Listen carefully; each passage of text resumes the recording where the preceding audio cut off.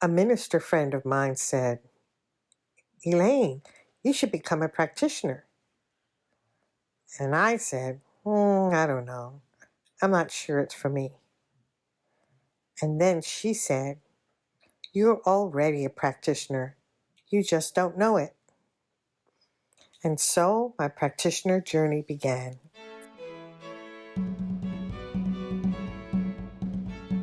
I have always been an adventurer, sometimes climbing physical mountains, but more often willing to confront the challenges of my own inner obstacles. Standing here at the end of the journey, I can hardly recall who I was 2 years ago.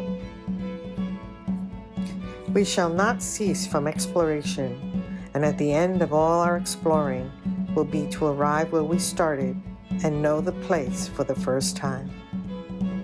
T.S. Eliot. Elaine started this journey, and Elaine completed the journey, but it feels like a different person. It's not so much that I turned into someone else, that many things have fallen away. I started on a great journey of life with a very heavy backpack. It was difficult. Someone comes along and says, "Hey, why don't you lighten the load? Take some stuff out of your backpack. The journey will be much easier." That is what practitioner training has been for me.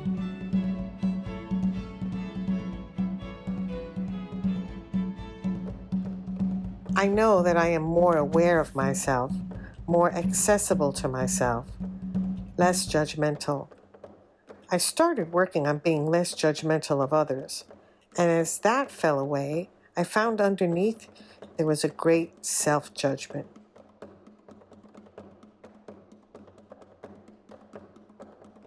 And so I worked on self-love.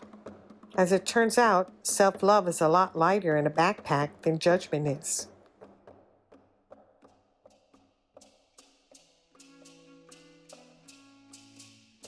I have become more aware of the walls that I had built around myself, the ones I thought were necessary for protection, for my survival.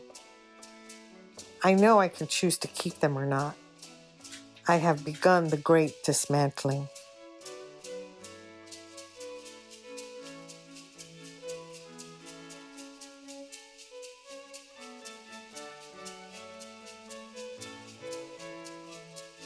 The lessons in deep listening were to prepare us for practitioner sessions, but I find myself deep listening in every part of my life, and that has changed how I show up for others.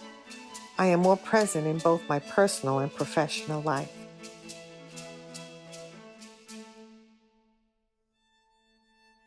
An idea was embedded in my mind. Who do you think you are? Now, when that voice creeps in, I have an answer. I am a unique, individuated expression of the divine. It makes that voice go silent, disappear. If I have a conflict with someone, I say, "He is a unique, individuated expression of the divine."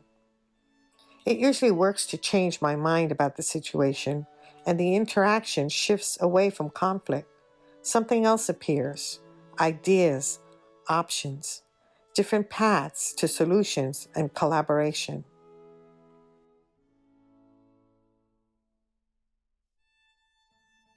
My drug of choice has always been busy, busy, busy, do, accomplish, accomplish, accomplish. In the midst of practitioner training, I became aware of the deep motivation for all my doing. I was trying to prove myself worthy, lovable, capable. I don't feel the need to prove myself anymore. I am worthy, I am lovable, I am capable. By developing my spiritual practice, I have been able to slow my pace. My focus has shifted from doing to being. Instead of, how can I prove myself? It is now, how do I show up and be fully present for each experience?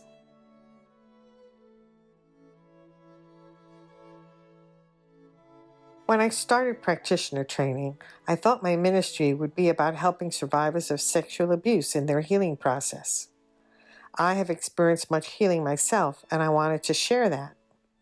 Healing from abuse has been the focus of most of my life.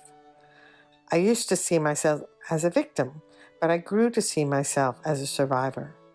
I thought the healing journey ended there. The most profound shift has come in this area for me. I don't fully understand how, but my identity that has been connected to the abuse has melted away. Survivor is just as much connected to the abuse as victim. I feel disconnected from that identity now. I don't even think about it anymore. I will always be available to share my healing path to help others who have experienced abuse. But now I do not see this as the main focus of my ministry. Creative expression feels more essential to my life right now. My desire is to create videos expressing science of mind principles. As we all know, when you have a deep desire and plant the seed of thought, Spirit hears you and guides you to its fulfillment. So I was guided to my spiritual home, Living Aligned Virtual Ministry, where I create videos. I get to use many science of mind principles and practices in the creative process. I have to be open to inspiration and guidance. I have to trust and take leaps of faith. I have to let Spirit flow through me, knowing the video will be a perfect expression without worrying about how it will be received. I know it will be seen and heard by whoever needs that particular message in every moment. Though practitioner training is ending, I know that my spiritual journey continues.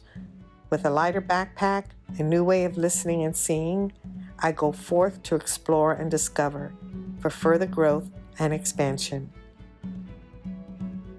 To the whole class, I express my love and gratitude for sharing yourselves, which helped me understand different aspects of myself, since we are all one.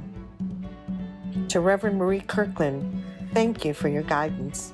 I look forward with joy as we continue our journey through the Living Aligned community. To Reverend Ogla Silva, I see you. I see what a spiritual leader you are. I am so grateful for your patience and guidance through 2 years of this incredible spiritual journey. Thank you, thank you. Much love and respect. I am so grateful for this spiritual pilgrimage that has brought me to a new understanding and expression of myself.